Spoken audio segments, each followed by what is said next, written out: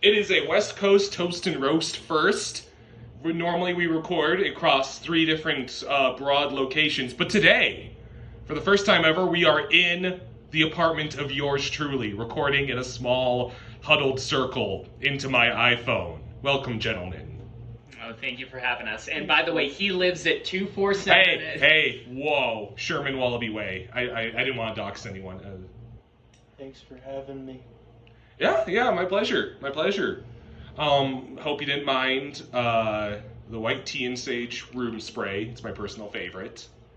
Yeah, can you smell that at home, audience? You smell that? We're using the Spy Kids 4D technology here. Yeah, get out your cards that you all had to get. That's a little scratch and sniff. Yeah, there should have been. All of them should smell like farts then, if it's Spy Kids 4D. Was it all farts in that movie? Yeah. There's all parts. Tommy's like, oh man, I gotta get my hands on one of these. I just remember the Rugrats Wild Thornberries crossover movie. Do you guys, where I had the scratch and sniff? Do you guys remember that one? I don't remember that having a scratch and sniff. Yeah, no, it didn't work. I was actually really frustrated in the theater. Did you like scream in the theater? No, I But screamed in the theater because the movie got scary. Rev up those fryers and fill those champagne glasses to the tippy top. It's West Coast Toast and Roast with Tommy, Will, and Dav. Welcome to West Coast Toast and Roast. I'm scared senseless by Chucky Finster. It's me, Tommy. and I'm Ernest Scared Silly. It's me, Will. And I actually shit myself in the movie theater. I'm David. Because, we're fresh out of we just saw a movie. We just went to the movies. Yeah, and let me tell you, Paws of Fury, Legend of Hank, easy 10 out of 10. I do want to assure the viewers at home that we are going to see that. I'm definitely talking about it on the pod. Yeah. Or else, what Or else the grabber's gonna get us. Speaking of the grabber... is that what you want to toast first and foremost? Well, I figured since we all saw it, we could all just talk about it. Yeah, the black phone. So, first of all, I want to say that I'm a big horror aficionado. That's my favorite genre.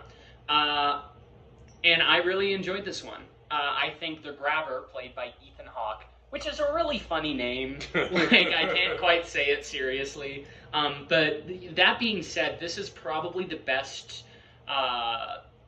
I think it's more of a thriller, but I will count it under horror. The best horror movie villain we've seen in ages. He's really, really good. Yeah. So there does seem to be this ongoing discussion of, is this more of a crime thriller or a horror? I was, perfect. I'm kind of a baby, but I was perfectly scared by it. I mean, I guess however you classify it, the most recent other definite horror films I saw in theaters were Halloween Kills and Scream. And I was definitely more scared than that by this. So take that. But those also both kind of suck. You didn't think the new Texas Chainsaw was scary? Oh, fuck that! He said in theaters. He had to change. Take one move and you're canceled, Leatherface. You got good soundproofing in these walls, my friend. Yeah, I don't know about that. Someone's probably... Hey, I lose my temper at video games a lot, and no one's complained, so... Nice. What did you think, Dad? More crime thriller or horror? I think it was more horror, honestly. Really? Because, the part that I think that was supposed to sort of be the crime thriller was probably the least interesting part of the movie. But the horror parts were, I think, really well done all around, and they sort of took up more of the forefront, I think. Mm-hmm. I guess for me, it felt more... I guess not even like a crime thriller. It felt like a thriller with ghosts.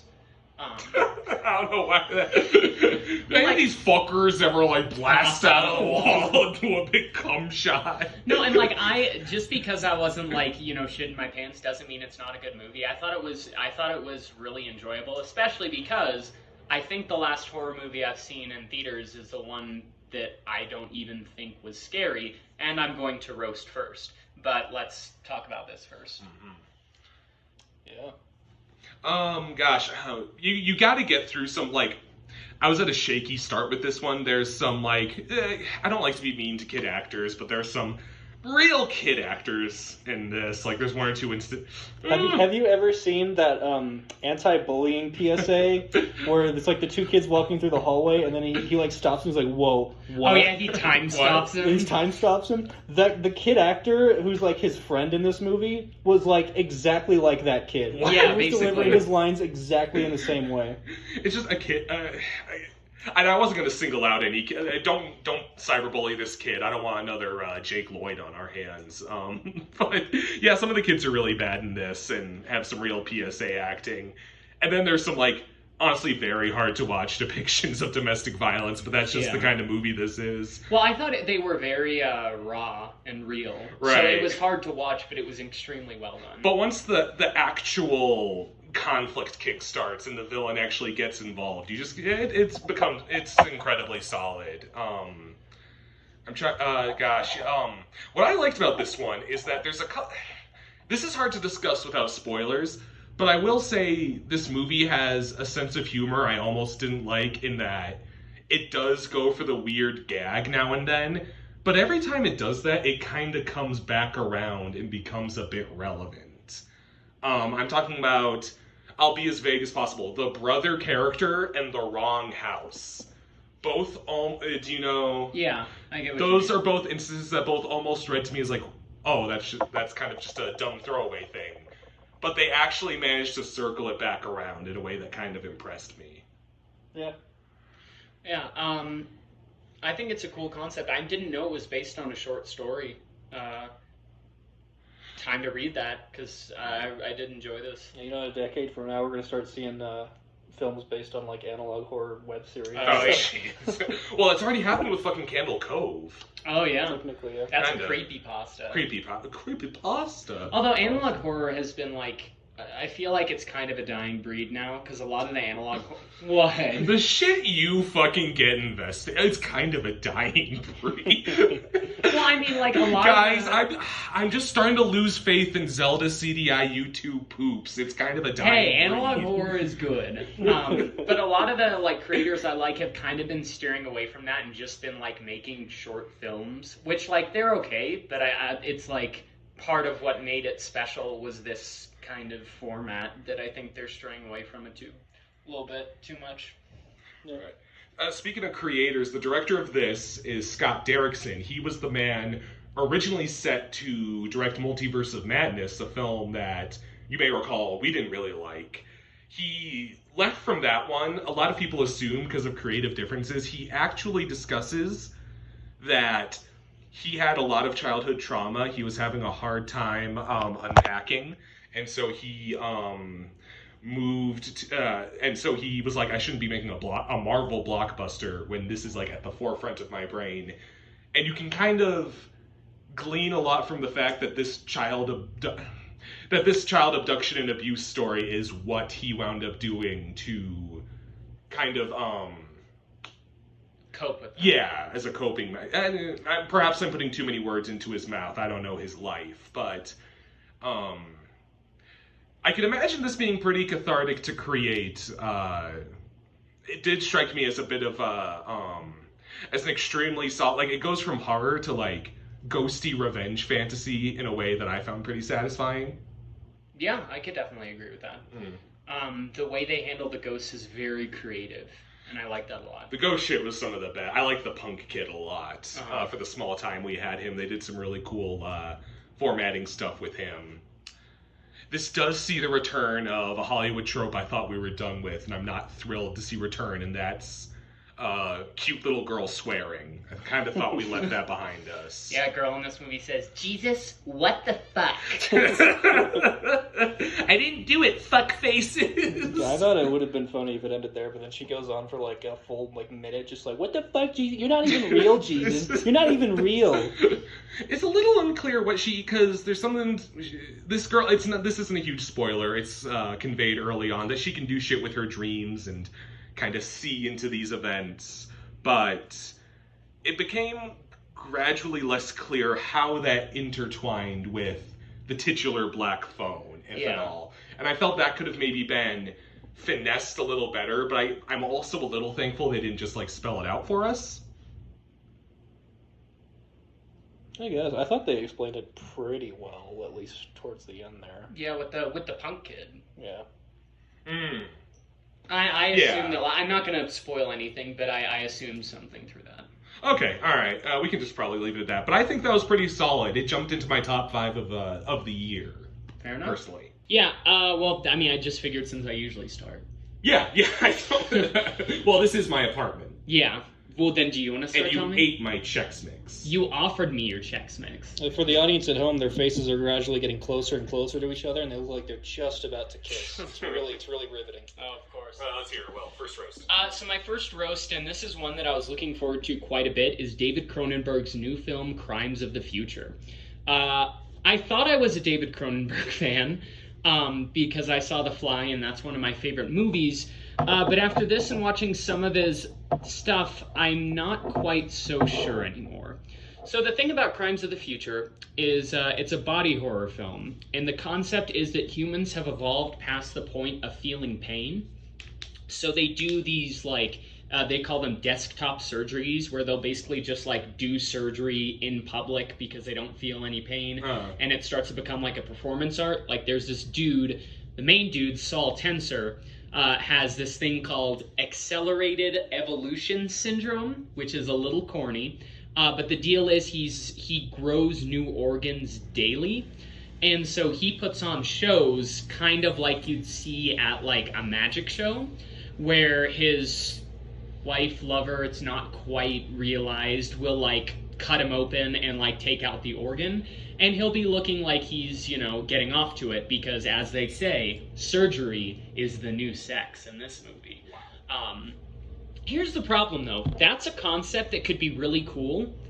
But as with a lot of David Cronenberg films I don't like, there is no story. It is all concept, no story. The characters don't do anything. They just sit around talking about how, oh, it's so fucked up that we can't feel pain anymore. Oh my god, humans are evolving. This is, someday we won't even be able to see that we're human. Oh my god, one time he enters an internal beauty contest where he puts one of his organs, like his new organs that he grew, into like a beauty pageant, and it just doesn't go anywhere. It takes like a good 30 minutes of the movie, and they just, like, they make it big. They're like, hey, this is kind of shady, this internal beauty pageant. We want to submit you for best new internal organ. And then he's just like, well, all right, did you get it? And they're like, yep. And he's like, okay. And that's just the entire movie. They just kind of sit around talking about how messed up it is. The performances are good. The practical effects are really good. And the set pieces are cool, but nothing happens. I was bored out of my mind. And it's one of those movies when it ends, you're sitting there like, there's no way this is it. Like, this is not a complete story. So I was very disappointed with it. I was looking for it because people said that the people at, like, the Cannes Film Festival were so disgusted by, like, the body horror that they walked out, like, in the first 10 minutes. And it's not anything special. It's not even up to Hellraiser levels of gross. Has there ever been a good marketing campaign around this person had a heart attack and fucking died in the audience? The Exorcist. Did they do that? Yeah. Like what I just said? People started, like, feigning in the audience, but... I could buy it with that one, especially because that movie probably was a little more of a fresh thing at the time. Mm-hmm. So... I feel a little as though you can have a movie that's like, hey, wouldn't it be fucked up if this happened? I guess it's harder for me to speak to it considering I haven't seen it. Was there points where you expected it to go somewhere and it just didn't, or? That's the thing. It didn't go anywhere. It was literally just people sitting around and talking about this concept, and then every now and then they'd do surgery. And they didn't even do surgery on a grape. Can't believe it. Yeah. So wait, was the concept that certain people were evolving past pain? No, everyone has evolved past pain, but this dude Saul, who you better call, Yeah. He has this disease called accelerated evolution syndrome where he just constantly grows new organs. So he specifically just regrows organs and other people don't. No, it's not that everyone, like, I think it's implied everyone regrows organs. He grows organs that don't, like, exist yet. What the fuck? What? Yeah, like, every one of his new organs is, like, a new discovery. So he lost his, I don't know, he loses his pancreas and he gets like, oh, this is a plumbus? Like, this is a new thing? No, he still has all his stuff. Things grow on top of that. So it's like cancer. Yes, but these organs are implied to have functions, but they don't quite say if they do because they cut them out instantly, and there's this thing about, like, oh no, you're ruining the beauty because you're just cutting them out, you're not seeing what they do, which I feel like is a reasonable thing to do if you have, like, random organs growing. So this guy has cut so much out of himself that he's evolved, like, to have organs for functions we haven't even, like, quite figured out. I'm realizing how weird of a concept this is. So he's like a normal person, but he regrows organs on, like, he grows brand new organs on top of his organs. And it's a disease. It's a disease called accelerated evolution syndrome. So he is evolving so fast that he's, like, growing new organs. Okay, yeah, we just call that cancer. Yeah, well, no, the difference is these organs may do something. Like, they may, but they don't, so it's just cancer. Well, yeah, because they, like a huge plot point of it, and, like, I agree with you, it's a little silly. A huge plot point of it is, like, there's this lady that he's cheating on his girlfriend / wife / partner with, and she's like, stop cutting out the organs. You don't let them see what they do. You just cut them out. And it's like you're stunting human evolution. And then the huge, like, ending, and I don't feel bad spoiling this because it's like the most minor thing ever. There's a group of people who have, like, done surgery so that they can eat plastic.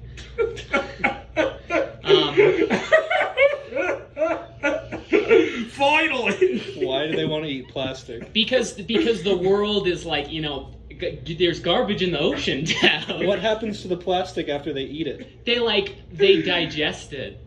They digest the plastic. Yeah, so they have, like, edited their stomachs to eat. And it just disappears? It goes into the void? No, it's just like, it's like, instead of eating food, they eat plastic. If I'm reading this right... You say that like it clarifies anything. Okay, so they created a stomach that can digest plastic. Yes. Implying they have an acid that can melt plastic. Why don't they just put that acid on the plastic? Because I don't know. I mean, I don't even like this movie. I don't know why I'm trying to explain to you this lore of it. Well, because this movie kind of falls apart from the concept, because it's like, remember that movie, and not the one you're thinking about, that movie that I think was called Lucy? Yeah. And how it was about how humans use only 10% of their brain, but what happens if we use 100% of our brain? Which isn't true. Neither is the fact that you can evolve to not feel pain. Yeah. That is a completely disadvantageous trait to have. Anybody who is born without the ability to feel pain dies. Because they cut themselves, they don't realize it, and then they bleed to death. But is the idea, and devil's advocate, I'm not trying to stand in for this. No, they're like they've got, like, Wolverine healing. They heal really quick now. I was gonna say, has like society grown so coddling and safe that no one needs to be alarmed by the sensation of pain anymore? That's, like, a part of it because they have this weird thing called the breakfast chair. You're making this shit up right now. No, there is a thing. Hey, Dad, listen, buddy. Look me in the eyes. Look me in the eyes. I haven't even gotten to the walnut bed yet.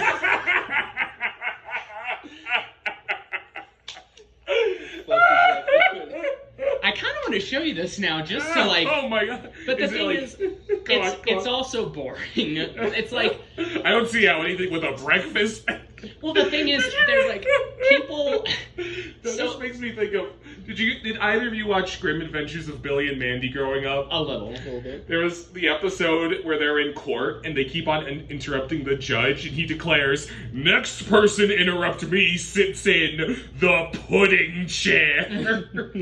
Well, no, it's like, so the breakfast chair and the...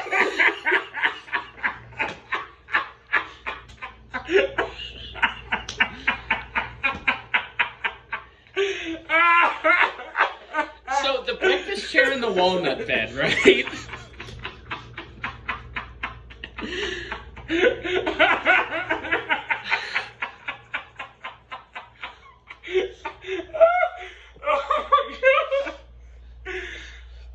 Go on. Yeah. What the fuck is this? So, first of all, guys, everyone has a breakfast chair. Everyone has a plumbus in their own. And what the breakfast chair does is it's like some kind of like flesh material It's a plumbus. that like Yeah. well it like rocks you back and forth while you eat breakfast to help you digest better. Mm-hmm. So like going back to the original point, it's clear that society's coddle. The walnut bed, on the other hand, plugs into you, and it like shakes you in your sleep so you don't feel any pain, because the only time people feel pain is in their dreams. What the fuck does that mean?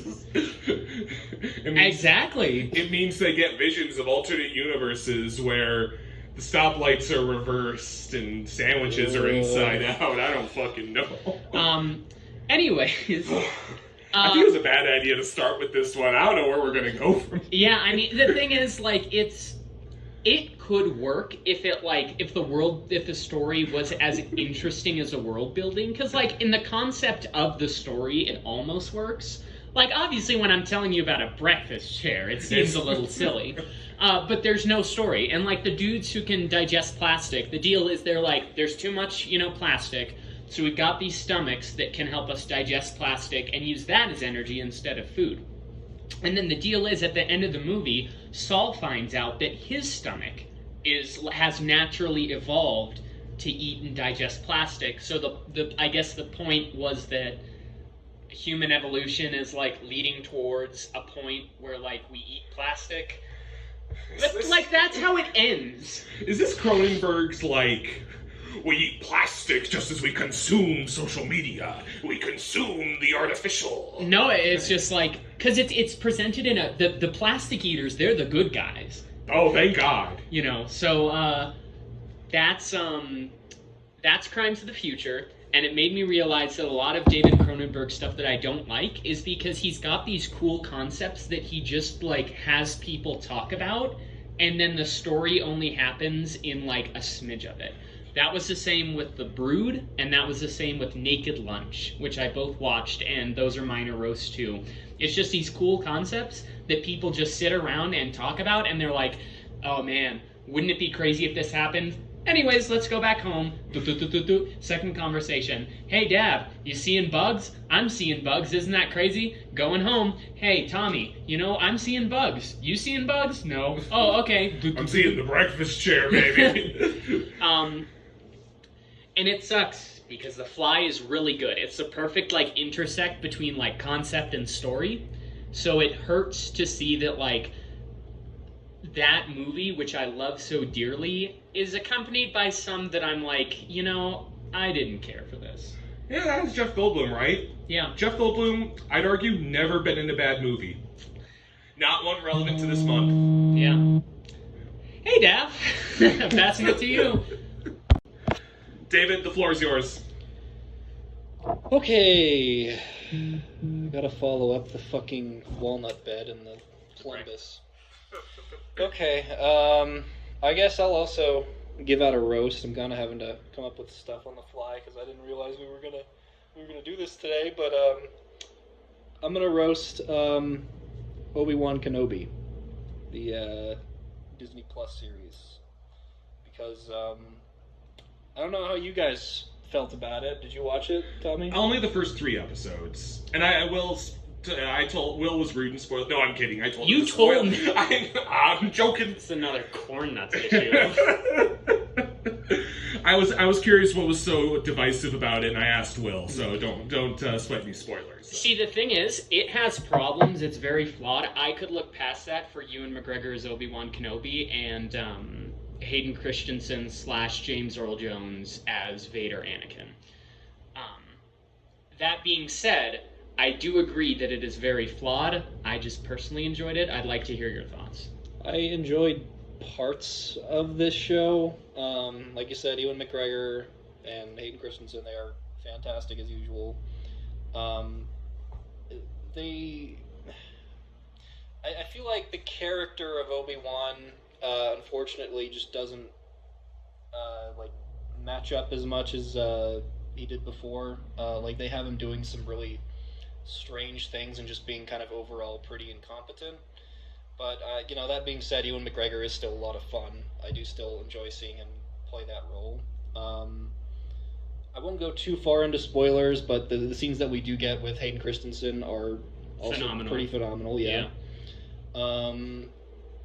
And I guess another thing I did appreciate was how they sort of fill in some of the gaps between, how the characters are in Episode 3 and then how they are in Episode 4. Yeah, they answer probably the most bugged I've ever been about a Star Wars thing, why he calls him Darth. Yeah. They answer that question. The rest of this show just really does not need to exist, unfortunately. It feels like this would have been better as even just a single, a movie. I think it should have been a movie as well. Yeah. I think we as a society have forgotten what movies are. Because they announced, the season finale of Stranger Things is going to be 2.5 hours. And I'm like, that's a movie. That's a movie. Yep. It's not an episode. That's a movie. Yeah. Because, you can tell, I really feel like the showrunners here really wanted to tell the story of Obi-Wan becoming Ben Kenobi and how he sort of interacts with Anakin between the episodes. It feels like everything else outside of that is just them filling in the gaps. Just trying to fill in airtime. Because, personally, I know you can get some sort of divisive responses to saying this because some people genuinely do have some pretty shitty reasons for having this take. Reva is not a good character. Just straight up, she's no fun at all. I thought she was serviceable, especially considering some of the villains we got, but I agree that she's not on the level of, even some of the Clone Wars or Rebels villains. Yeah, especially there's a Rebels villain in this, and they completely underutilize him, that being the Grand Inquisitor. I think it would have been better if he was sort of the main antagonist here. Her story is one that, I don't know, it feels like maybe it was kind of an interesting concept to have sort of...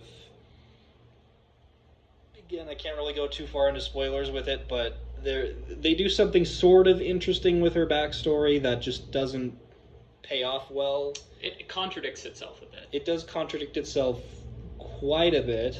And then it sort of brings into, this Kingsman issue, from the second Kingsman movie where they literally bring a character back from the dead.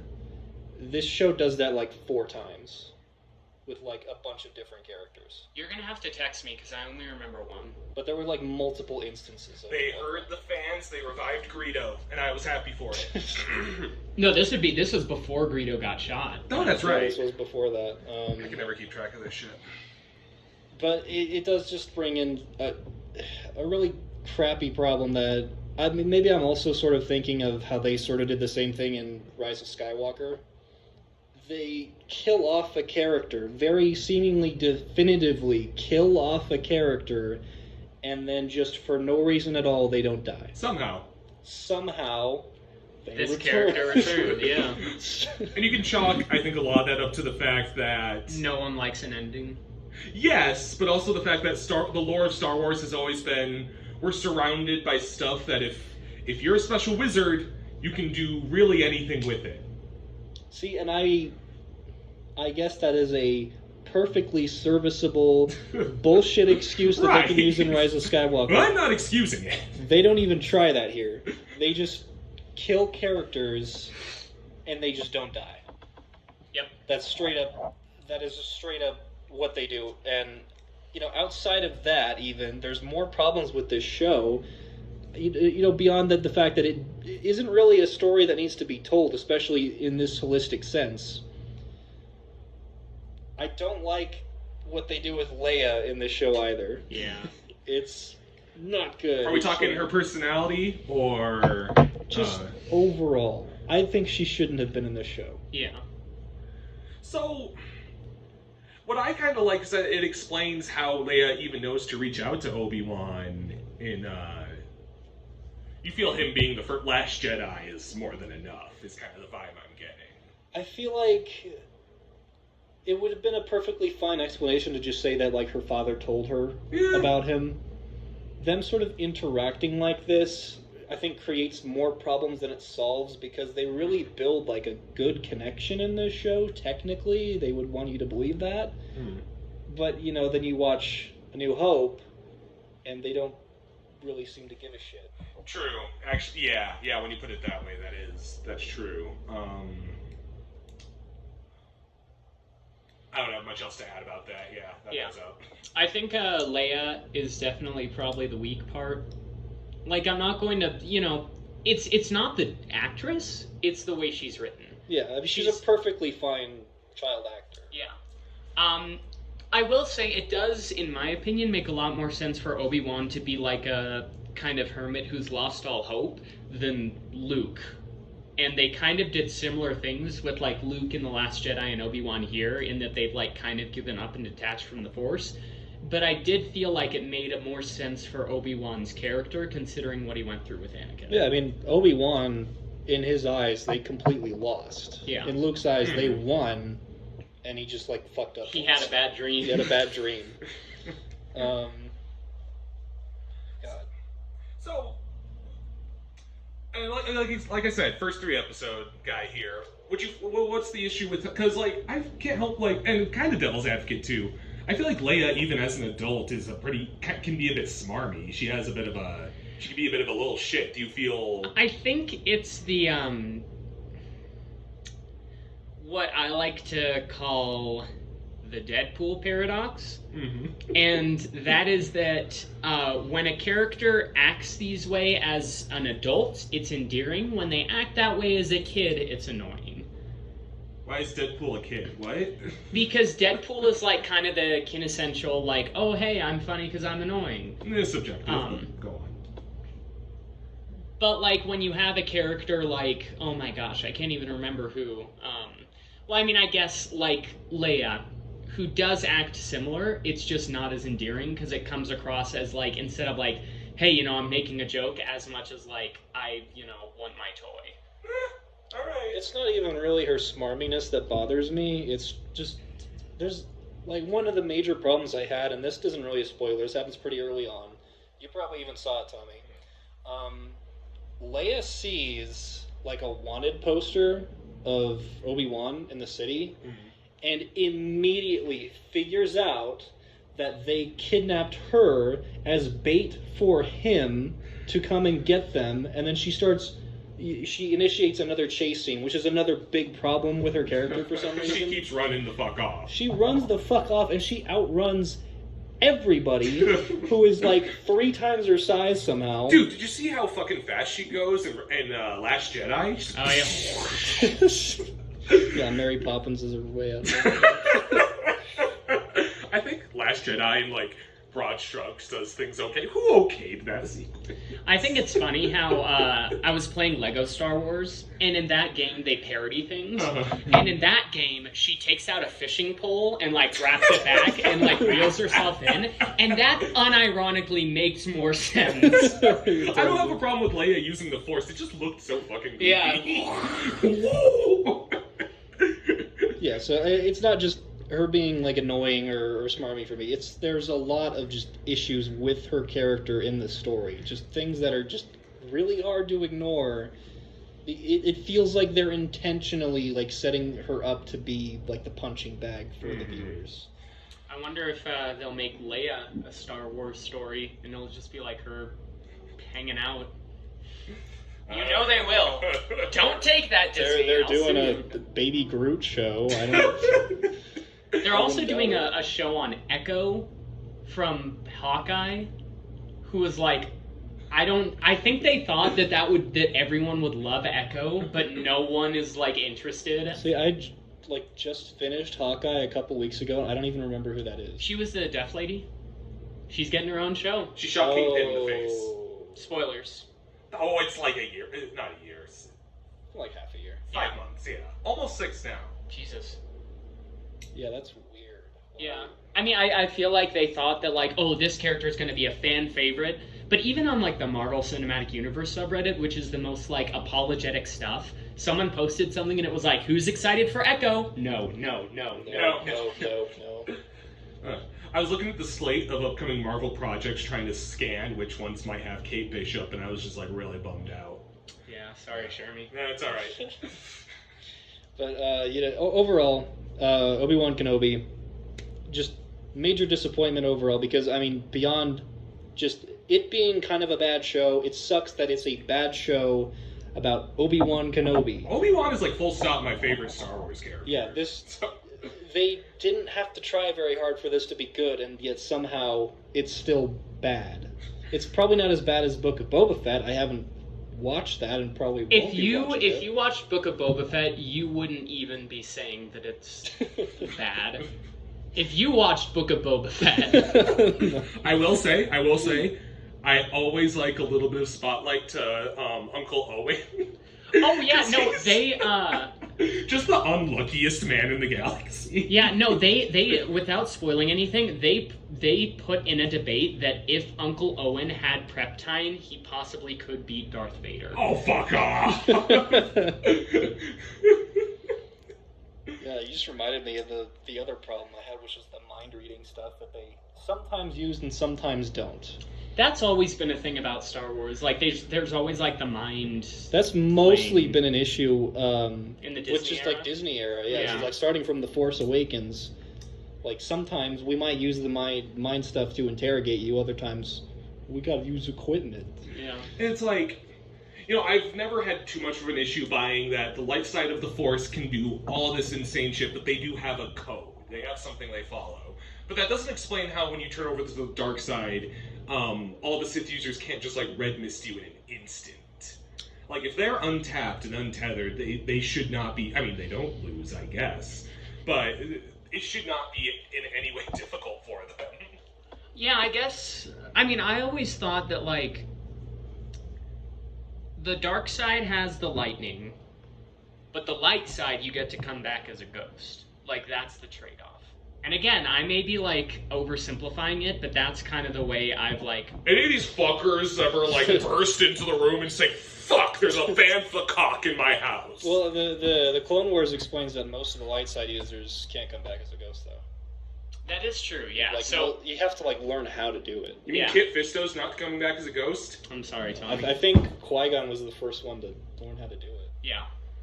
Punch a hole in the wall. Alright, I don't feel like talking about this anymore. I'm depressed. So, we started with some bad vibes. I'm gonna try and waft those out a bit, open up a window and talk about something I've really been enjoying. I purchased the Capcom Fighting Collection right here on the table, the coffee table that we're recording this on. I was throwing it around. Careful. Everybody gets one.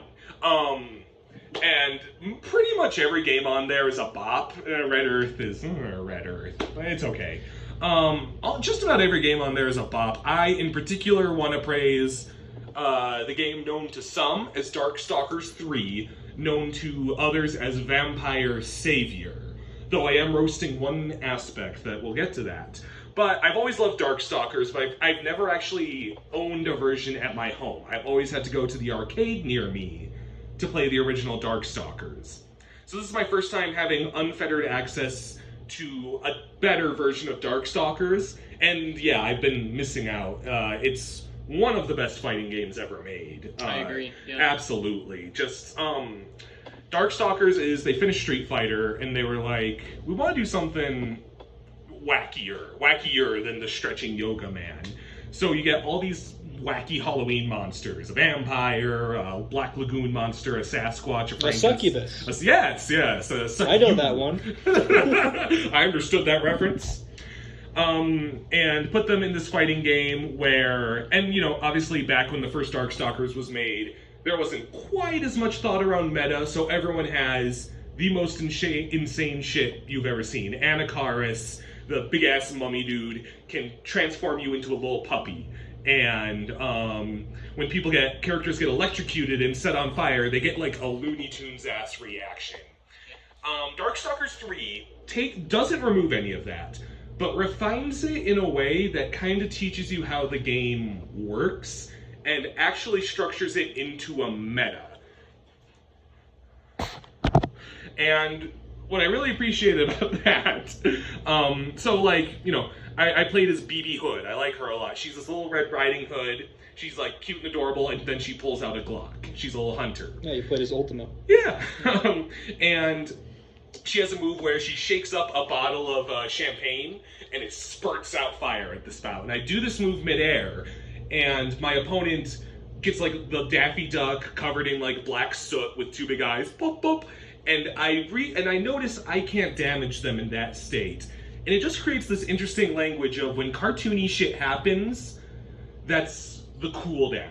Yeah. That's when the opponent has a chance to recover, plan a counter, and that's not something that's easy to convey in fighting games, I feel. It's something that sometimes I'm like, what the fuck, I hit them, but it's like, okay, if you combed over the frame data, that it doesn't work that way. So that's why I feel Darkstalkers is kind of brilliant that way. Some of the, I think a big reason Darkstalkers hasn't come back, I'm starting to realize, is I have no idea how some of these characters would work in 3D. There's been kind of a resurgence of sprites, so I feel like they could make another sprite just fighter. Just keep it 2D. Yeah. What if Arxis made a Darkstalkers? That would be absolutely insane. I would lose my... Like in the style of BlazBlue? Yeah. Oh man, I would lose my mind. Yeah. But like most fighting game characters I can think of, they have their zero, they have their animation, and they reset to 0. You have motherfuckers like Anacharis, who has his initial stance. His kick is his legs go into the floor and out near the opponent. Like through a portal. Yeah, through a portal. And then when that animation ends, he's in the air. Or he's opening portals and shit. He's splitting his body in half. Motherfucking Rikuo is turning his hand into a crab claw and puffing. Man, yeah, there's a lot of shit going on in that game. I main John Talbane. He's the Bruce Lee werewolf. He fucking rules. He's got nunchucks. Okay, the aspects I want to roast, though. There are, in this Capcom Fighting Collection, 5 Darkstalkers titles. I don't think we need that many. No, that's not what I'm covering. Not a single one has the full definitive roster. Yeah. So there's no everyone is here. No. So the very first Darkstalkers had that initial cast of 8. In 2, they add 2 more and make the bosses playable. In 3, they take out those bosses and one of those newcomers and add in a couple more newcomers. Which newcomer did they take out? Donovan. Oh, yeah. Which sucks, he rules. Yeah. Then they're like, okay, we heard your voices. There's some stuff not everyone loves about Vampire Savior Darkstalkers 3. We're gonna roll out 2 more editions of this game with slight tweaks, including changing from the 2 health bar system to 2 round system. But if you want those characters back, you owe us John Talbane, Rikuo, and Sasquatch. Gone. Which is weird. It seems like they build on it, you know? And then they put out 1 more, but you can't play as Jada. Yeah. There's one version of Darkstalkers, as far as I can tell, that has every single character, and that is the PSP iteration Chaos Tower. And that is nowhere on this collection. So, you can get... I'm trying to think. I think there's a way to make every possible matchup happen if you're playing with a friend. But when I sat down to play this with you, Will, we were going through all 5 fucking Darkstalkers games because we kept on being unhappy. We play one, and I'm like, fuck, I don't have John Talbane. We'll go to this one. Fuck, I don't have Jada. Go to this one. Fuck, I don't have Donovan. Yeah. And I'm not a designer. I'm not gonna throw around, well, don't you have space for all of them? You gotta have space for those last 3. You're saving all that memory on Lilith. Come on. Yeah. I don't know. No. I will say, playing Darkstalkers has made me desperate for a new one that we probably will never get, and I have no idea why, because it's a really cool idea that everyone seems to love. It's because you, Will Engel, didn't buy Resurrection. Damn.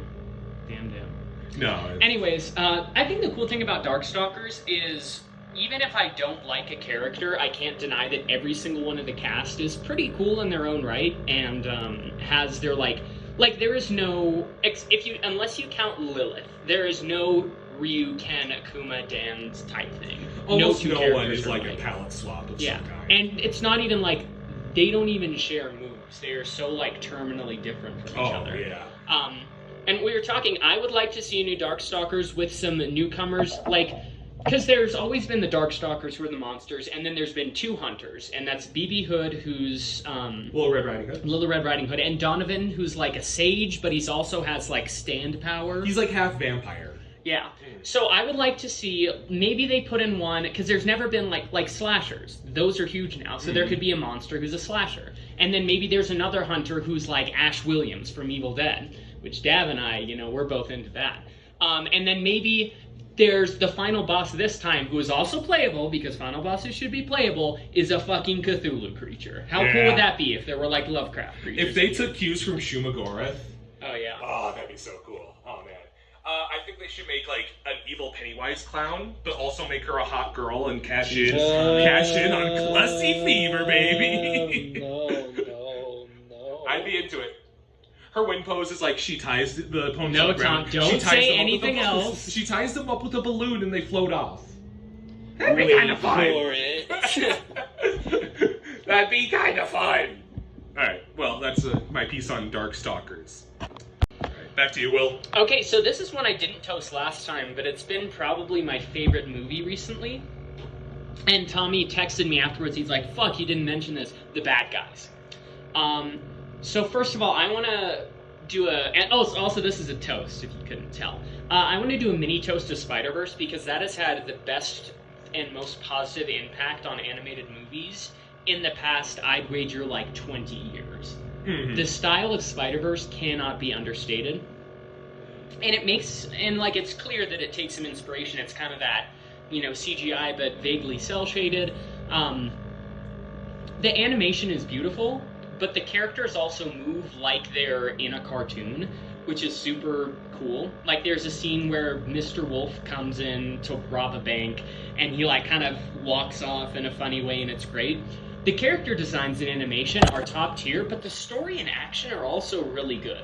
I was expecting this to be a solid 7 out of 10. It's a 9 out of 10 for me. I couldn't believe it when I saw it. It's great. The action is better than most, big budget action movies. There's incredible car chases.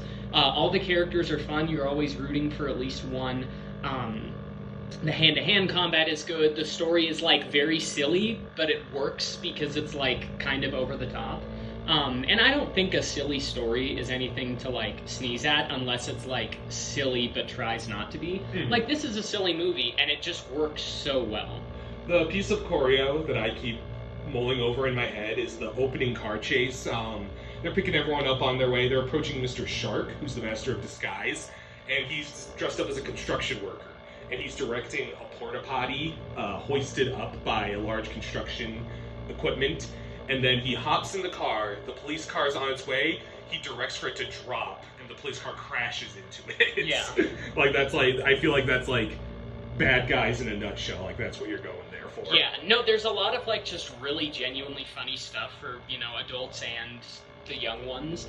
I'm 24 and I saw it with no children. I saw it with some friends in California, and I think none of us were below the age of 24. And we were all just that fucking ruled. Oh, it was so good. It's not doing well at the box office. No, I heard it did really well.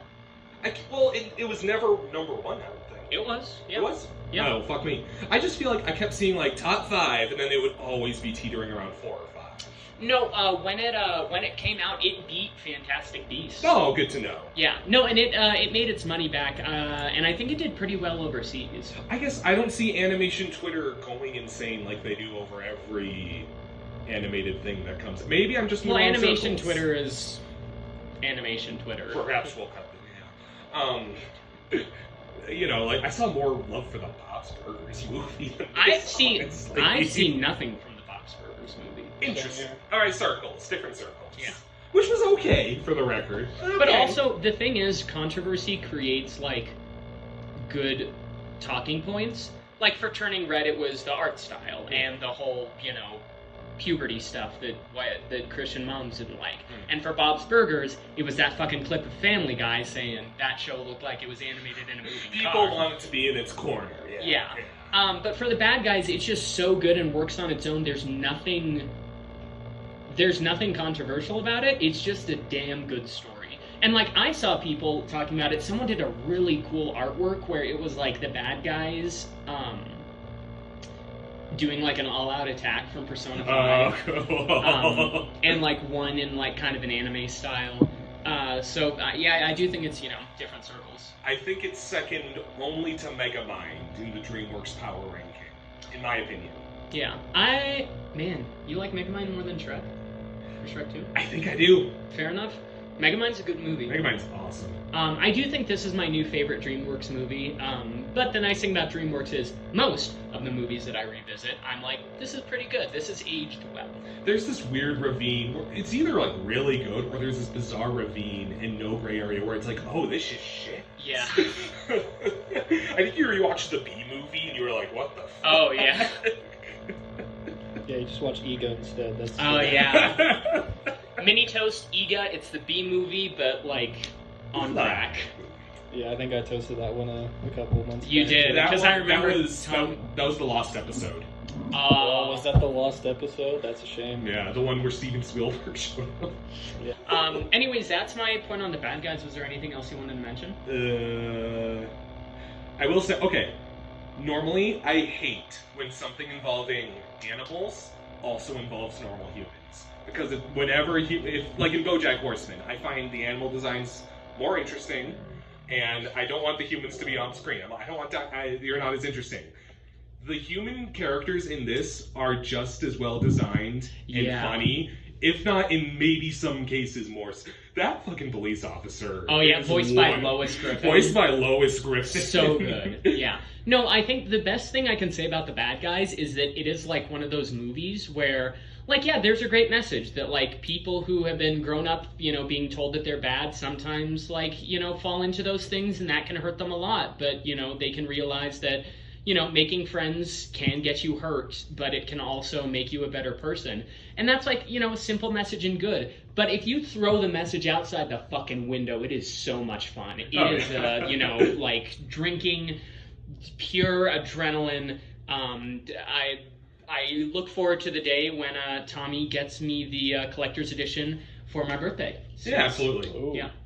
I'm looking forward to the day that Will gets me for my birthday all the fan art he can find of that news reporter lady. Okay. Like, bring them to me, guys. It's got to be out there. Hey, I got you a good gift this year. True, you did. I'm looking forward to the day when a woman will dress up like a clown for me in bed.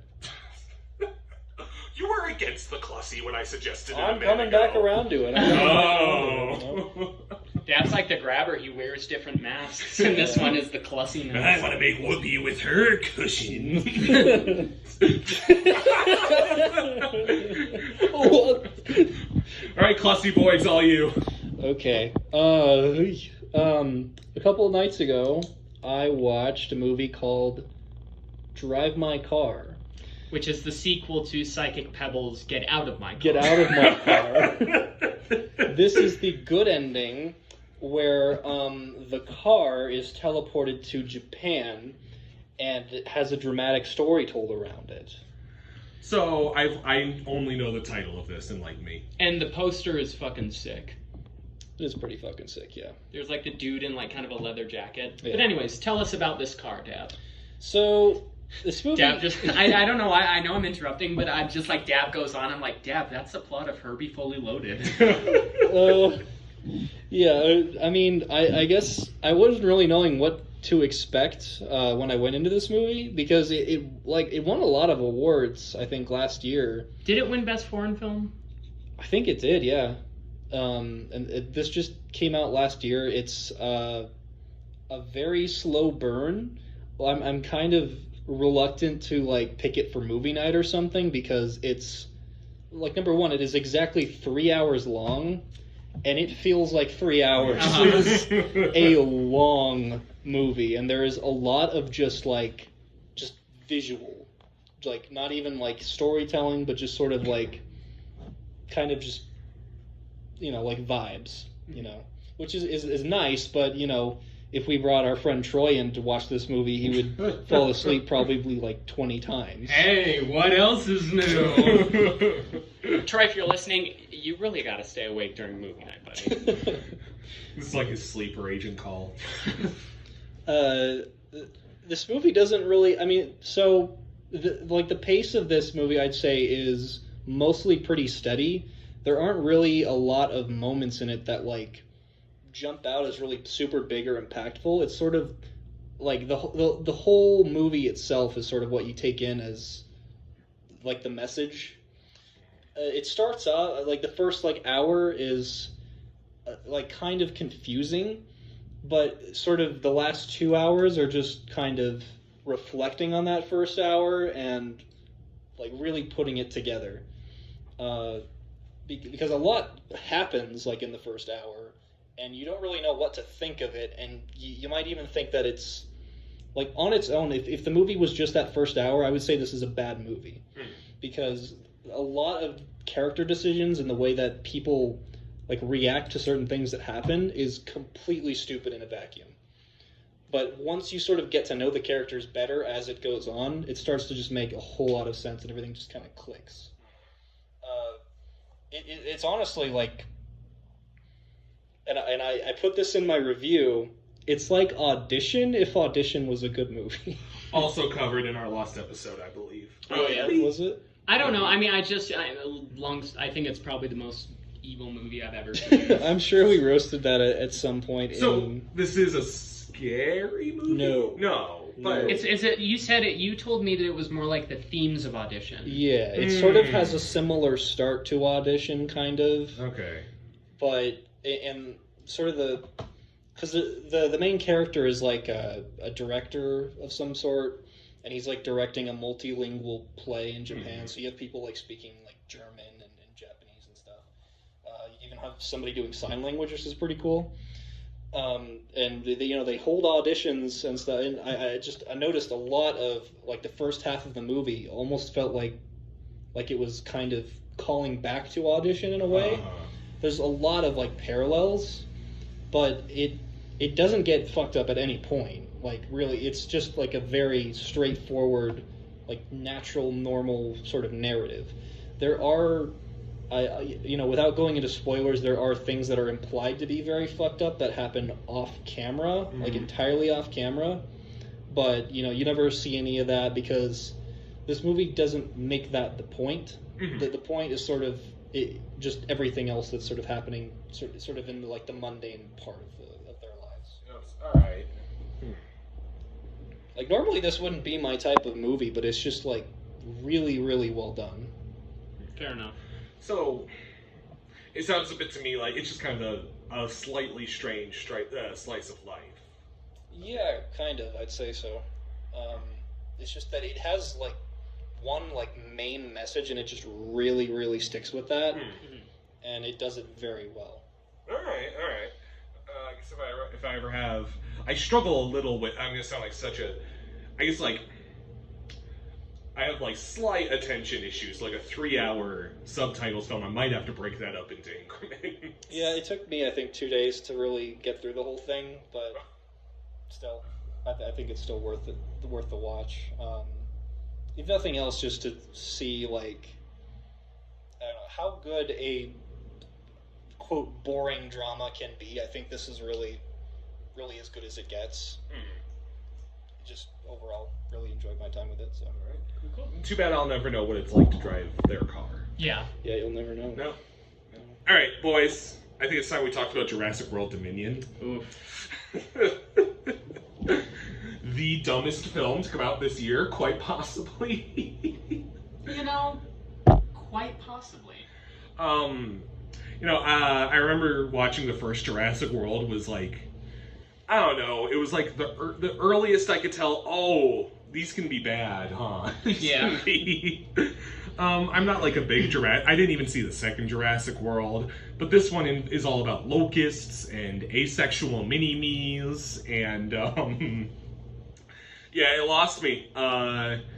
There are. Do you think this movie knows how dumb it is, No. or is it buying into its own bullshit? It's trying to be legitimate. Thinks it's Smart. good. Yeah. I mean, God, the director called one of the dinosaurs like the Joker. Yep. My God. It has, let's see. So, we learned that the little clone girl from the second Jurassic World, which is a hell of a sentence to say if someone hasn't seen the second Jurassic World, isn't a clone, but her mom is her. She had a virus that caused her to She gave birth to herself. give birth to herself. And if you're wondering what this has to do with dinosaurs, it doesn't. Yeah. This movie has almost nothing to do with dinosaurs. There's like one guy who gets eaten on a scooter, and I think that was about it. Yep. We got, man, I was like, and you know, I wasn't ever like, oh, this is pretty good, but like when it was just like Alan Grant and Laura Dern being kind of, being kind of, you know, having relatively decent chemistry, I was like vaguely sort of into it, but, I didn't feel that. it was, I felt like both of them were phoning that shit in, like really bad. Jeff Goldblum was pretty good though. Yeah, Jeff Yeah, Goldblum was yeah. flawless and everything. But he also got to live the fantasy of telling your boss to fuck off, and I think I just envied that. Gosh, where was I? Owen Grady, barely a character. That's Chris Pratt. Yeah. Bryce Dallas Howard doesn't know how to make acting choices. I don't outside even of- remember Bryce Dallas Howard's character name. Do No, you guys? No. No. Yeah. Is it Claire? I think it's Claire. Yeah. But she doesn't know how to make an acting choice outside of looking wide-eyed and bewildered. Gosh. I was just going to say the biggest thing is that Jurassic Park was never actually about the dinosaurs. And I think it's like that meme of like the guy looking at something and saying, whoa, and then the actual thing is flying over The his head. Gundam thing. Yeah. No, because Jurassic Park was never like, oh my god, cool dinosaurs. It was about playing God and these monsters get loose that, you know, you can't really control. And also, you know, through a theme park. It was a cool story. But in this, it's just about, like, dinosaurs and, like, oh, wouldn't it be crazy if dinosaurs were real and if locusts would eat crops? This is barely about that even. There's Yeah. like not even really any dinosaurs. Oh. No, and also, from the beginning of this movie, this was about controlling the dinosaurs. And they do that successfully throughout the trilogy, but the point of the first one was that you cannot control these things. When you play God and when you create these beings, there's no way to... Not unless you're a charismatic Pokemon trainer like Chris Pratt. Oh yeah, and you do that. Fucking, you go like this. Everybody in the movie does this at some point, and I know. for some reason it works. No one in the audience can see us. Everyone knows we're doing the hand thing. Yeah. My favorite fucking thing about the Blue is that we went to Universal Studios this summer, and when you found merch of Blue the Velociraptor, he's bright fucking blue. Like, he's like a Yoshi. And then in the movie, it's like, oh, I named him Blue because he's vaguely blue if you look closely. Yeah. Oh, man. Would it be a huge, big, too bad a spoiler if I said who the villain of this movie is? No, because it's stupid. It's Dodgson. From the first movie. And he's the most I don't think I fully connected Hugh's Dodgson until after we watched it, because he was just the most indecipherable. He's like a Steve Jobs-like, and the actor is making these bizarre choices where he's like throwing these small temper fits, and Like, Dav called them gamer rage, and I think that's the best way to put it. Even before that, he has like moments where he's like talking and then he just kind of like trails off. Oh, yeah. Especially yeah. And I'm pretty sure that's not even the actor's decision. I'm pretty sure they wrote that in Yeah. and didn't have a point. No, complete. These movies don't have a point. There's a whole there's a whole villain that just like disappears too. Yeah, I love the pitch meetings, and in that they were like, there's this lady who can control velociraptors by like shining lights, and then they attack someone, and they go, oh well, I bet we haven't seen the last of her, and they go, no, we have. Yeah, she's this lady who looks. Someone pointed out. I think she looks like Mirage from The Incredibles, and she can direct the velociraptors with a little laser pointer, and you're like, oh, she's gonna get it so bad, she's gonna get eaten, And then she she's nope. You see maybe 2 people get eaten in this movie. Yeah, not very much Dino Carnage. You know, I'm critical of the very first one because they put in Katie McGrath as the most ineffectual character and arguably the best actor in the movie, and gave her the most insanely mean-spirited death in the entire franchise. But at least this movie killed some people. This one barely kills anyone. Yeah. That's the only reason I even kind of like the first 2 Jurassic World movies is because there's some fun, like, dinosaur action. Mhm. I almost fell asleep during the second Jurassic World. Dav and I, and then our friends Brandon and Troy went to see it in a drive-thru, and I was never gladder that phones were allowed, because that is the most boring fucking movie in the world. It is very, very boring, yeah. The end. I don't know if we want to spoil how it ends, but the ending shots, presumably of the Jurassic franchise, had me rolling. They're the funniest fucking things ever. They're put to odd. film. They are so astoundingly stupid as a resolution. Yeah. This movie has such a weird, like, just... It really thinks that people could coexist with dinosaurs. Nope. Yeah. They, like, what is supposed to be portrayed as, like, a major issue, and they even kind of do that at the very first scene in this movie is the Mosasaurus attacking a fishing boat. Which also, I'm still confused on how it got out, because it was in a tank in the first movie, and we never see it being, like, lifted out of Okay, the I know tank. you were falling asleep during the second movie then, because it gets out in the second movie. It does, like, it gets lifted out of a tank? No, it gets out in the beginning of the second movie. How? It was in a tank. You remember how those guys were, like, coming in to, like, take the bone from the whatever from the first movie that, like, got eaten by the Mosasaurus? They left the gate open when they went in. So it's just, like, connected to the ocean? Yeah. Why would they do that? I don't know. The Mosasaurus, like, eats the guys in the submarine, and then it just leaves out the gate. Well, I hope this franchise stays fucking extinct, because I'm tired of talking about them. Yeah. Yeah. Okay, so for my final toast, I'm going to do something a bit unique, and I'm going to heavily toast the last hour of Nicolas Cage's Mandy. So, here's the thing. Nicolas Cage is in a movie called Mandy. And the general plot of it, it's been out so I don't have spoilers, is there's this cult that summons, like, demon bikers to kidnap Nicolas Cage's wife, Mandy, and they sacrifice her to their god. And so Nicolas Cage goes on revenge. So it's like a John Wick story. Yeah. First hour of this movie drags so fucking much, but the last hour is so perfect. If this movie, it's like a 2-hour movie. If the first hour was like 30 minutes, I think it would genuinely be in my top 10. Because the stuff that Nicolas Cage does when he goes out to hunt these things are so cool. There is a chainsaw sword fight in this movie where someone has a fucking Buster Sword chainsaw. Ooh. And it is the coolest shit in the world. Seeing Nicolas Cage, like, fight with these guys and then get high on experimental LSD is awesome.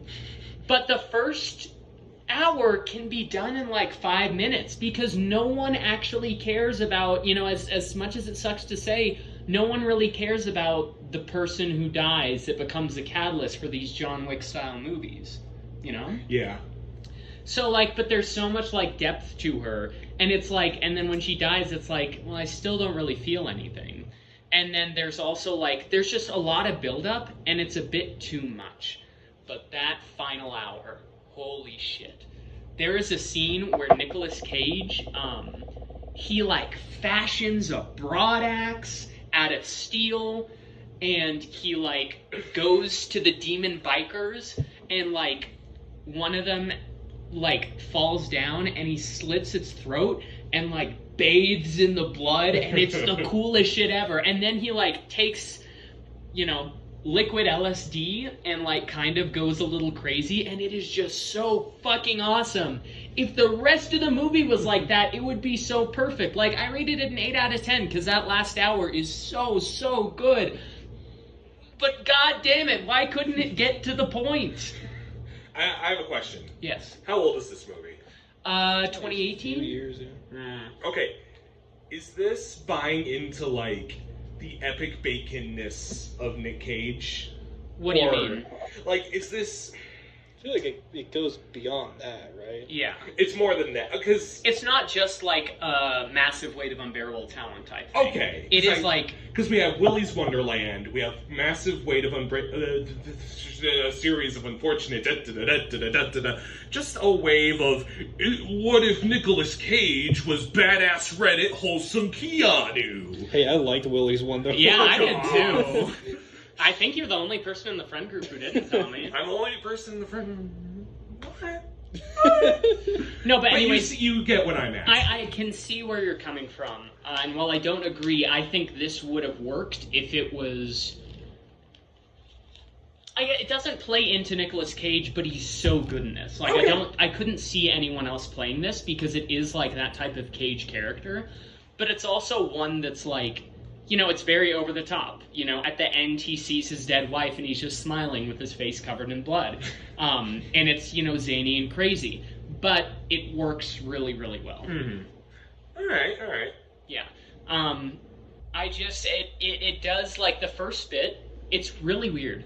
The first bit's kind of like A24. This isn't an A24 movie, but when I say A24 pretentious, the first hour of this movie is A24 pretentious. An exercise in wallowing in mid-grief, I take it. No, it's just, like, kind of, like, so caught up in, like, the fact that it's a movie and there's, like, these weird effects where, like, oh, you know, the sky has turned red and this person is, like, animated now that doesn't really do anything outside of aesthetic and, like, appeal to the critics. But then the last bit, like, John Wick, nobody type, just kind of hack and slash, and it's just really, really good. I think the first bit is worth getting through, but it does kind of infuriate me that if this just got to the point, it could easily be like one of the greatest movies of all time. Alright. Davey, put a nail in it. Okay, I'm gonna bet you guys don't even remember we watched this fucking movie. I'm gonna roast Lightyear. Lightyear. God damn, what a just wasted potential. So, Yeah. I was saying earlier, I kind of can't tell if Jurassic World was buying into its own bullshit or not. Lightyear is an intellectually more competent film that makes me more mad than Jurassic World. I think Lightyear doesn't make me mad, it just makes me bummed out.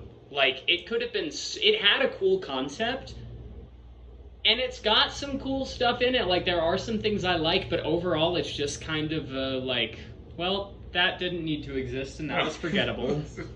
It is a movie nobody asked for and nobody wanted to work on. It sucks. Nobody wanted to work on?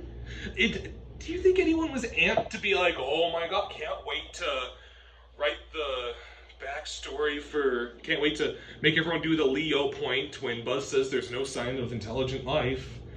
Cross that box. It doesn't even make sense as what they're portraying it as a movie that Andy watched in 1995. Because lots of, like, you know, again, pitch meeting, they're like, oh wow, so this is gonna, like, play into kind of zany action and sci-fi tropes. No.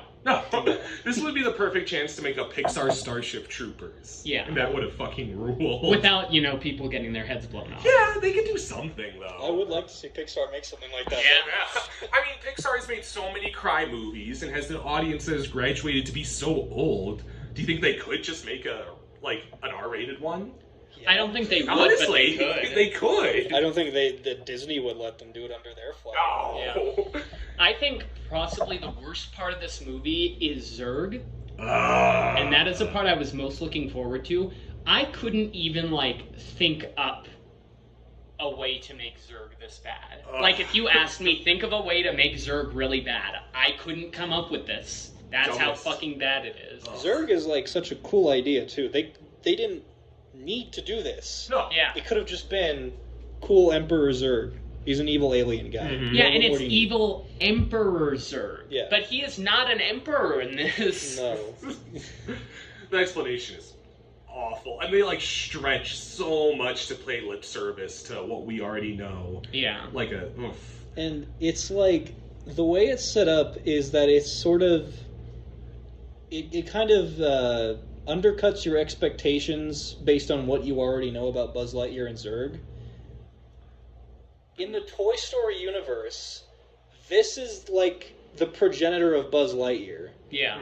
So why are the Zurg toys like that in Toy Story? That's what I was saying, because Zurg's got like kind of the dress. You The know? robe. Yeah. Yeah, the robe. There's just no way. Yeah. They put themselves out in the valley so you can't possibly reconcile it. So they were like, okay, people are going to be confused as to what this is unless we put a blurb at the start that this was made in 1995 and has progressive gay representation. Yeah, that would Sorry. make no sense. I love it, but no. Like, I mean, I guess I can believe that it is like, you know, the Toy Story universe is different from our own, and I guess maybe they were more progressive. So it doesn't make sense that the Buzz Lightyear origin story is supposed to go against what you know about Buzz Lightyear. Yeah. Mm-hmm. All right, part of the fun from the first Toy Story was Buzz kind of being like an action stereotype fitting in a world that didn't accept that, and in this he's just kind of a dude. Golly. It also doesn't make sense that they would sell Buzz Lightyear and Zurg toys more than Socks toys. Toys. Yeah. Fucking, this movie opened...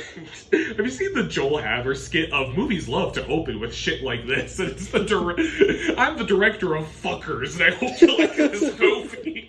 But it opened with Chris Evans and Keke Palmer. And Keke Palmer, who are both in this movie, obviously. Keke Palmer, such a charismatic actress. She had me, and she's like, hope you're excited to watch Lightyear. You got here, da-da-da-da. And I'm like, wow, Keke Palmer, you've really got me excited to watch this movie with your natural charisma.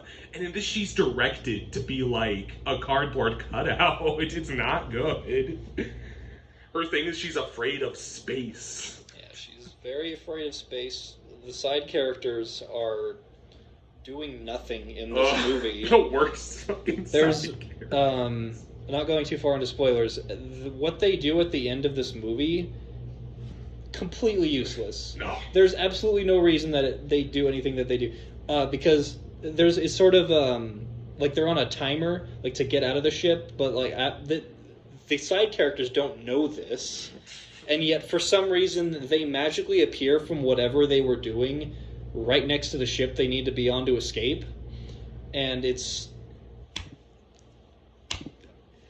That's There's a bit where they're in, like, containment cones. the containment cones where... And they're like, guys, we gotta open the door and break the thing down, but they like open the door 5 times, so it's not quite... There's no defined they're really nervous about it for something they can ostensibly do over and over again. They are very, like, worried about it. They basically, they're in these, like, security cones. They're like little prisons, but they can still move around for some reason.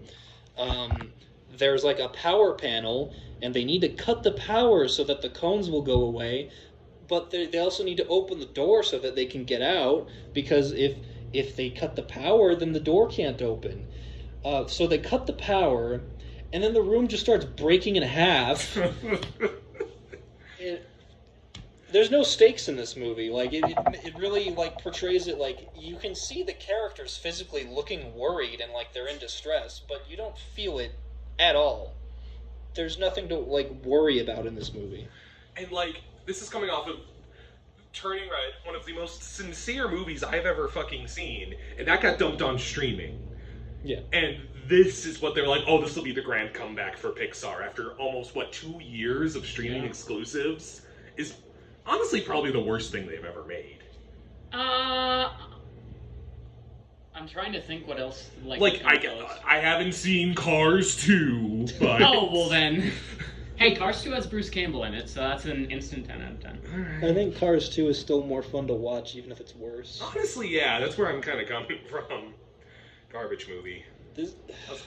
I was just gonna say, it's a real shame, because the marketing for this made it look way better than it is. It looked like a space epic. Like, Yeah. it looked like a Space Odyssey type movie, and that's one of my favorite movies of I was all excited. time. I was like, oh, Mecha Zurg, that's kind of cool. Here's this grounded space odyssey where Buzz Lightyear has to, like, zoom through a bunch of fucking Star Fox rings to land on a... And he does that 15 times when they kind of could have just done the time warp once and been done with it, honestly. Ugh, garbage movie. Alright, so I tried to talk about Craig of the Creek a few minutes ago, but cartoons were silly in the views of present company, so even though Dav got to talk about his fucking space wizards, it was silly that I wanted to talk about a cartoon. Do I have the okay? No. Alright. Craig of the Creek is the best cartoon that is airing at the moment. And it's this bizarre generational shift. I kind of explain it as a show to the effect of Hey Arnold or Recess, but in the modern day. But it's written by people about our age, so it's arguably more applicable to us. Man. Gosh. So it's just, every kid is a weird phenomenon of child. Like, half of them don't go by their given names. No, that's not true. Like I said, there's a manga kid. There's a kid who's obsessed with reading mangas and zips her jacket over her mouth. And when they play Floor is Lava, she turns into a Naruto log. One of my favorite gags is that there is a small clique of horse girls who are obsessed with horses, which is something only our generation, I feel, has the full experience to come up with. And they're voiced by the comedy troupe, The Wild Horses. They're an improv group. And they run around with their hands like hooves, and there's one of the four who's fucking bored of it. And that's one of my favorite little details. She looks at the other horse girls like, you two are looking at me right now. What do I gotta do to sell you on this shit? It's a fucking good show. Let me have this. Where is this? I'm listening right now. You're both looking at me like I'm insane, though. I don't doubt. This is like a Disney Channel show, right? Cartoon Network. Okay, Cartoon Network show. I guess that's. What? I don't even know what Dav's. My mind is like the fucking Homer symbol monkey. Right? I'm only focused. My mind right now is trying to piece together all of the cartoons lately that have been the same show. Okay, well, let's discuss. I'm trying to figure out if this is one of those. Okay, well, what's swimming through your head right now? The one about the frogs. Amphibia. Amphibia. This isn't that one. House, this isn't that House, one. which I just realized are two different shows. This isn't that one. Okay, yeah, all right. Craig of the Creek is about a Craig of the Creek. Yeah. And when he walks up the stairs in his house, he goes, Creek. I don't bring up like modern cartoons a lot on this pod. I could have talked about Big City Greens months ago. I didn't expose you to that. Let me have Craig of the Creek. All right, I don't doubt it. You know, I'm sure it's a good show. You're saying that like, yeah, I'm sure that's good, buddy. I'm sure that's nice. I just, I don't know. My brain is overloaded with cartoons lately, and it's like... Which is fair. There's a lot, especially if you don't really keep up with like what's going on where. Yeah. I guess here's what I want to... Let me articulate this. I feel like we grew up with parody that pays lip service to like anime and video games in cartoons, and it never really... Like when you see a fucking episode of, I don't know, Johnny Test that tries to do Pokemon, I never felt, I don't know, seen by that. I never felt like, oh, these guys know what they're talking about. Yeah. When these guys have a parallel import of Sonic that Craig is super into called Slide the Ferret, they copy the exact poses. They put in, if you look at the box art of the game Craig is holding, it is a perfect like parody of the Sonic Adventure 2 box art. These are people that actually paid fucking attention to what we kind of like having fun poked at. You know, the Naruto kid I mentioned, people are, you know, there's a clique of kids there's a clique of elders of the creek who are like 17, and they like love watching old as shit anime on their laptop. And if you look closely, it's clearly a take on, it's like anyone before this would have just drawn a dumb looking Pikachu. They're clearly watching something niche like Future Boy Conan. Like, it's clearly just like, this is made by people who actually like the shit we like. It's not Homer Simpson being like, oh, I'm playing Pokemon Go and I have Goku hair. You know what I mean? That's what I'd really like to articulate about Craig of the Creek. Yeah, me and cartoons, I mean... Maybe it's because you're an adult, Dad. No, it's not that. It's like... Tell me Dad's younger than you. Well, and I don't drive either. I'm clearly on a different wavelength. Like, I do still watch certain cartoons, like Smiling Friends, Close Enough. Those are like... But those are each intended shows. for adults. Those are intended for adults. And I recently watched Gravity Falls and thought it was fantastic. True. Yeah. Fair. It's just that I feel like lately a lot of like cartoons that are sort of for kids and posted on like kids television networks tend to be kind of the same show. I'm not going to argue with that.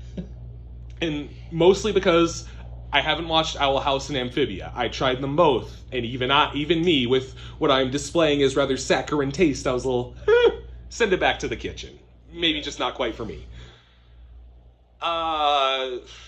And like this is kind of me being I have a little bit of a soapbox on how I feel Gravity Falls is great, but I think it poisoned cartoons a little because I think everyone's trying to recapture that, and they're kind of missing some of the magic that was coming from. Yeah.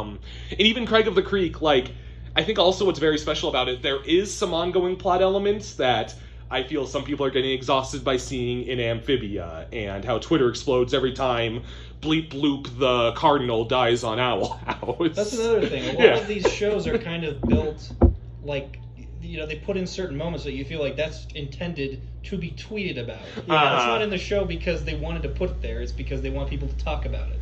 But Craig of the Creek, it's more episodic than those others. There is continuity. There's a 5-parter I really love of just a game of capture the flag. Oh, wow. It's really good. And what I love about it, I was trying to articulate this too, it's not like a fantasy show. It's just grounded kids playing at their creek. And but it's boarded and drawn as when they play Floor's Lava. There's real lava flowing everywhere. When a kid is really fucking good at throwing dodgeballs, it's depicted by him throwing it. There's a bird's eye view of the ball going around the globe and hitting Craig in the back of the head. And it's like, oh, it's just exaggerated because kids have wild imaginations. But that's like also kind of the part of the fun of it, where it's like, oh, where exactly is the line when a kid makes a cardboard robot? Like, how much of this is still practical? It's very cool that way. Yeah, so, you can kind of take or leave the continuity and still enjoy a lot of the episodes just in a vacuum. And it's often just a very relatable story of,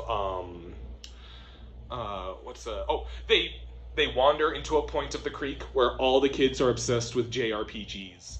And they are always, like, playing JRPG, and every time they, like, walk up to a child, they have, like, scripted dialogue where they say, "Welcome to the shop. See anything you like?" And the kid leaves, comes back. "Welcome to the shop. See anything you like?" So it's shit like that, That's pretty good, yeah. Yeah. So, if you're a man-child like me who's still into cartoons, and not an erudite adult like David over here. Yeah, I like cartoons. I would heartily recommend Craig of the Creek. We ready for news, boys? Let's go. Alright, Summer Games Fest happened. Kind of a bit of nothing, but there's 3 big games we got first looks at that I had a feeling we want to discuss. Yep. I think 2 of them look bad, 1 of them looks good. Opinions may vary. First, Pokemon Scarlet and Violet. I don't think it's going to be good. Still not my thing. I tried Arceus, is where my baggage is coming from. Everyone lost their minds over Arceus. I am a crotchety old man who is just a little bit too opposed to change, and I found myself... I guess my problem with it is that with the new style of battle, you approach Pokemon in the overworld and you fight them right there. In the old games, you would approach them on the overworld, you get whisked to a battle area, stage, like an alternate stage.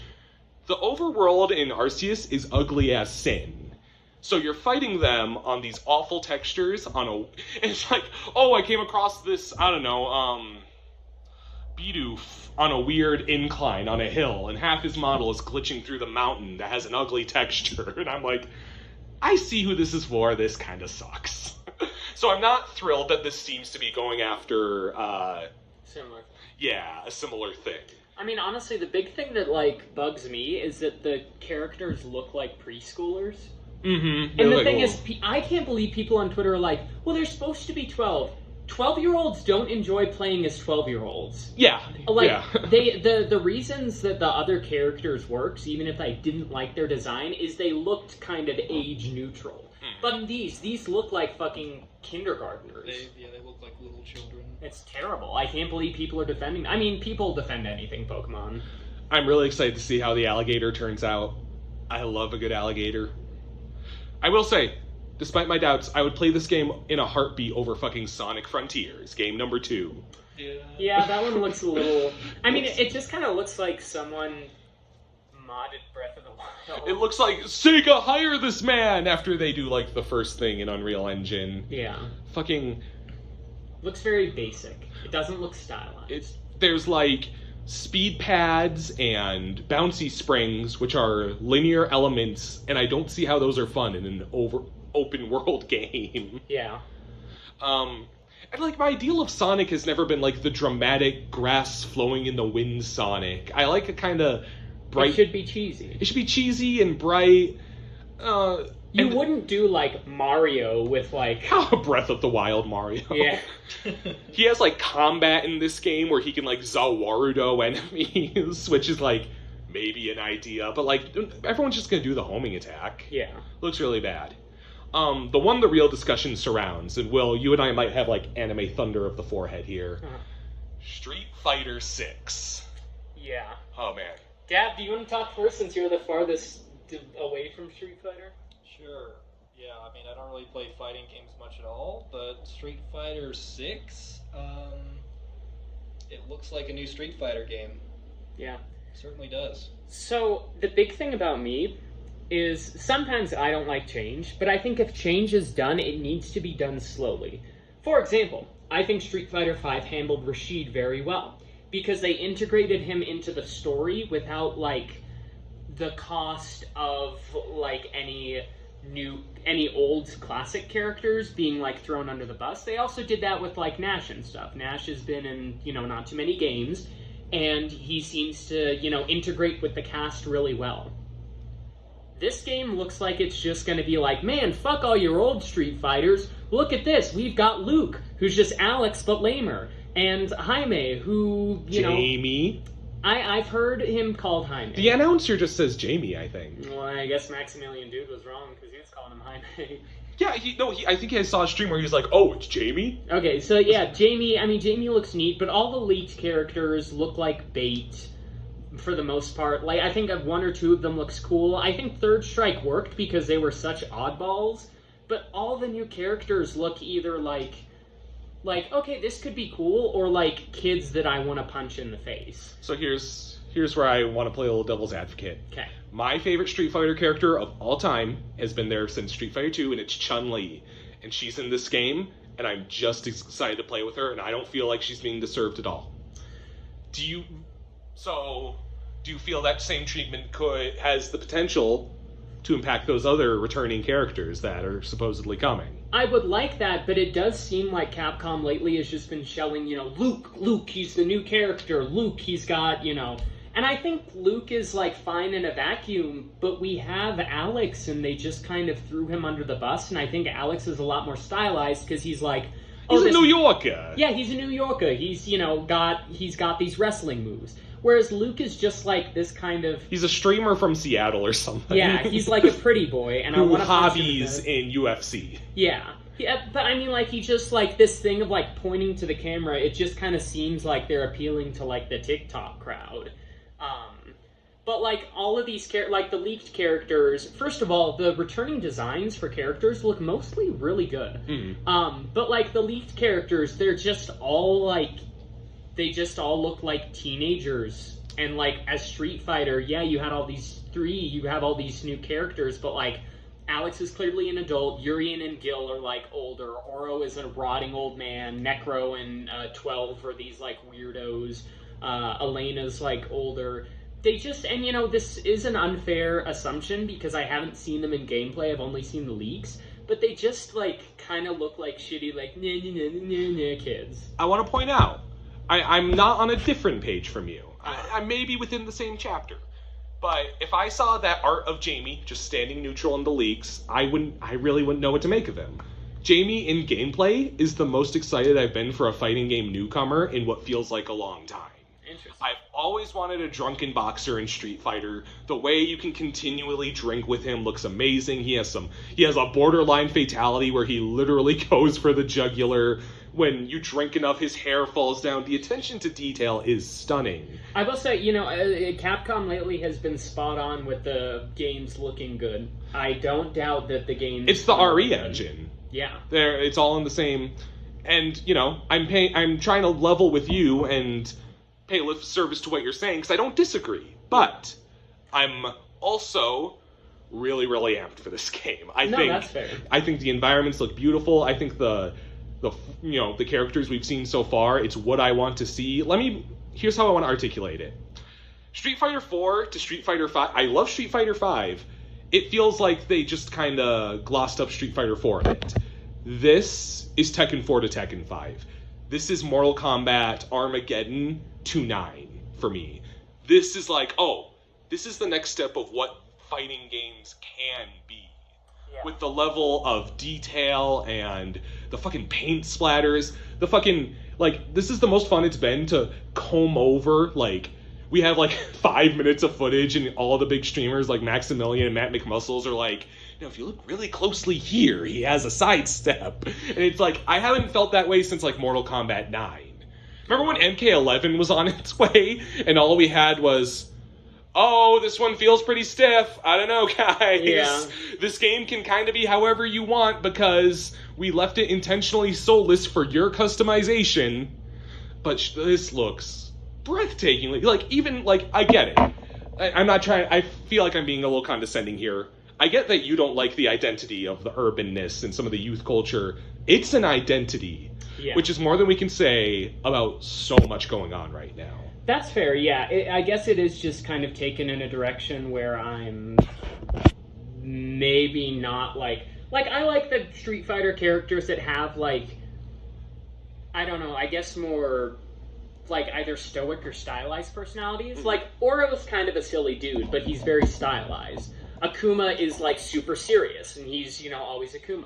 I really like Rashid. He's kind of a fun guy, but it always seemed like he wasn't doing it for anyone. He's got some baggage. Yeah, but Rashid, it seems like he's having fun to have fun. Luke seems like he's having fun to show off, and that's where I think it divides and why I don't like him. That's fair. Yeah. I guess we'll just have to see how some of these. And don't get me, I'm not happy at some of these new characters. I agree, look pretty lame. We have our first Italian Street Fighter, and he looks fucking stupid. She? Yeah. Oopsie daisies. No, I mean, she looks very androgynous. I just don't like what she got, a Roman helmet going on? Yeah. No, not my thing. But maybe I'll be whistling a different tune when we see them in like I said, Jamie, I don't really know what to make of that design when he's just standing in neutral. When he's doing his drunken boxing and the rice wine splishing splashing everywhere, it's some of the most breathtaking stuff. Fair enough. Yeah. Speaking again as somebody who doesn't play a lot of fighters and is most certainly not going to buy this game, the whole overworld story mode thing they got going on looks completely uninteresting. Yeah, it does. I mean, we've only seen a bit of it, but I don't disagree. Again, here's my thing is that Street Fighter 5 attempted the same cutscene by fight thing as Mortal Kombat, and it did not know how to carry itself. No, it's like an overworld that you walk around in. No, I'm saying Street Fighter 5 tried what Mortal Kombat does. This is something different. Oh, I see. And I'm just relieved they're not trying to do the same old bullshit again. Sure. I am kind of in the camp of I buy a fighting game to play a fighting game. I don't need Subspace Emissary. I don't need Conquest Mode. Whatever. I'm just glad they're kind of etching their own path instead of trying to do what Mortal Kombat did and falling flat on their asses. Yeah. I had it on the docket that Hugh Neutron is coming to Nickelodeon All-Star Brawl. Chad choice. And Chad choice. I would not dwell on that so much, except for the fact that we made this happen, the community. I feel like we're entering an age where internet bullying can do just so much. Not bullying's maybe a strong word. People were very supportive of this game, but people, they didn't even put in Jimmy Neutron. They jumped right to Hugh, and with that came the support to put in voice acting for the game.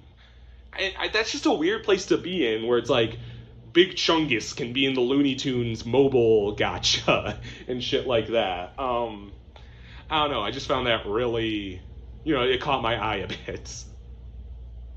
I mean, yeah, it's the internet sort of gives these companies a good window into what people want, even if it's ironically. And Yeah. I think in a case like this, that kind of works out for the better. Because the game's never... Like, if the DLC was just Jenny and Rocco, no one would pay any attention, because Hugh's in there. Jenny was one of the most demanded fighters. Yes, but... Like, as far as internet reaction, Mhm. people would just be like, oh, that's cool. But since Hugh's in there... Yeah. And he's on his fucking motorcycle. Yeah. And Jimmy Neutron really gets shafted in a lot of Nickelodeon games, honestly. Yeah. He was in, like, Nicktoons Unite, and so they had, like, a whole series going there, but for the most part, after that game, he kind of was just a side character. Even when he was, like, the poster boy of Nickelodeon at the time. So I feel like, for some reason, Nick just doesn't like Jimmy Neutron. They like Hugh, though. They like you. And Mark DiCarlo's going to be in there. Hell yes. Oh, man. I guess the last thing we should touch on, Joker 2 has started production. Yeah. It's a musical. Yep. Yeah. Now, here's the thing. Joaquin Phoenix does not sign on to a sequel unless he... Like, the word on the street is he has a lot of integrity. I've made no secret of the fact I don't even like the first Joker. What could the script for a Joker musical look like that Joaquin Phoenix is like, alright, I'm in. Like, what is this going to look like? I don't know, but I'm excited for it. It's gonna be zany. You guys think we're going to get Lady Gaga Harley? That's like the talks right now. Do you think it's going to happen? I think probably, since the talks are in it, and then if she doesn't show up, people are gonna be like, wah, wah, but... She can always say no. I mean, I guess she's no stranger to acting. Whether or not this was going to be a musical, I don't know how they could fit Harley Quinn into the It's Joker a little... universe. I guess, okay, two gentlemen that I'm going to respectfully out as lovers of Joker. Like, what are your honest expectations? Because I don't really know where a sequel could go. I don't really know where a sequel could go either. I genuinely, I have no idea how it could be. Do you think... No? I don't know. We don't know. It could be great, could be awful. Yeah. Who knows? Man. I do know Barbie's going to be great, though. yeah. Ryan Gosling. Oh, man. Did you see the pictures that came out, I think just today, of Barbie and Ken roller skating and Will Ferrell's like chasing after them in his own roller skates? Yeah. Oh, man. Greta Gerwig. That's going to be wonderful. Is there anything you guys wanted to bring to light? I think that's plenty. I'm good. Davey? From the direct today, we're recording this the day of a direct. Cool that Persona's getting ported. Persona's the Dragon Quest XI spin-off for some reason. I didn't see that. You didn't see that? No. It's straight up. It's Eric and his sister. It's like a treasure thing. It's like it's nowhere near as like polished as something like Dragon Quest XI. It's clearly supposed to be more of like just a small like spin-off thing like Dragon Quest Builders. It's still kind of a cool idea. I mean, I like Dragon Quest XI a lot. Yeah. So I'm both like relieved and a little concerned that they didn't take this opportunity to delay Bayonetta 3. Yeah, it's Like never this- coming out. Tony. This seems like the perfect time to be like, okay, 2023, like, and that's kind of what I expect. But the fact that they just didn't mention it at all, I'm like, so what's going on here, guys? it's really. I mean, Xenoblade 3 was like announced, and then they're releasing it very, very quickly. True. I have no faith in that game. Why not? Because Xenoblade 2 is one of the dumbest games I've ever played. No, not even... You, I know you're ribbing, but Xenoblade 2 is, like, genuinely a stupid game. I don't know anything about it. I know you just find the... Yeah. Pyra and Mithra are lovely little cherubs. I don't know anything about Xenoblade 2. I've played a small amount of both the first two games, and I already do like the first one substantially more than the second one. Yeah, because it actually has an interesting story. It's not... So is the Xenoblade 3 seem to be taking more after 2? It seems like it's taking kind of a mix between 2 and 1, but just judging how I felt about 2, I'm not really sure it can add anything of substance, because the Xenoblades are connected, and I'm not quite sure where they can go. Well, I guess we'll see. Yep. And we'll probably discuss it on a podcast maybe someday if any of us play it. Not 1, 2, 3, not it.